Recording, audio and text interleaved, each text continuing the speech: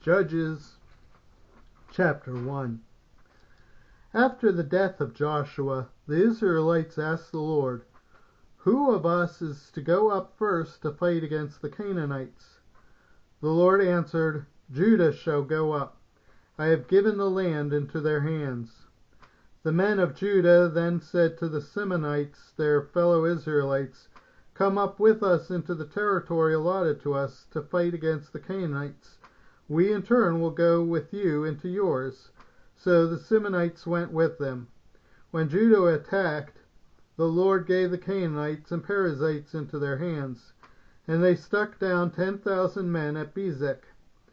It was there that they found Adoni-Bezek and fought against him, putting to rout the Canaanites and Perizzites. Adoni-Bezek fled, but they chased him and caught him and cut off his limbs and big toes. Then Adoni-Bezek said, 70 kings with their thumbs and big toes cut off have picked up scraps under my table. Now God has paid me back for what I did to them." They brought him to Jerusalem, and he died there. The men of Judah attacked Jerusalem also and took it. They put the city to the sword and set it on fire. After that, Judah went down to fight against the Canaanites living in the hill country, the Negev and the western foothills.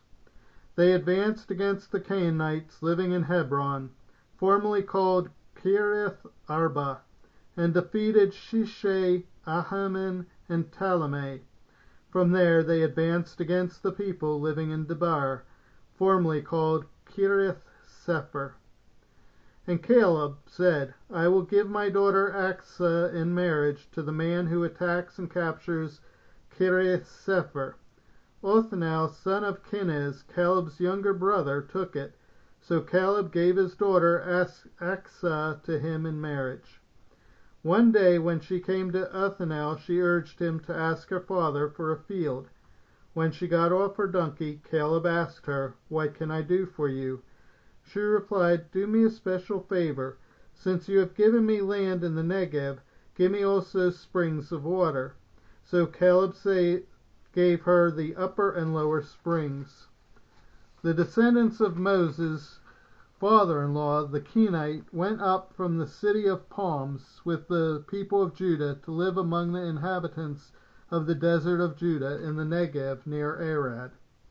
Then the men of Judah went with the Simeonites, their fellow Israelites, and attacked the Canaanites living in Zephath, and they totally destroyed the city. Therefore it was called Hormah. Judah also took Gaza, Ashkelon, and Ekron, each city with its territory. The Lord was with the men of Judah. They took possession of the hill country, but they were unable to drive the people from the plains, because they had chariots fitted with iron. As Moses had promised, Hebron was given to Caleb, who drove from it the 3 sons of Anak.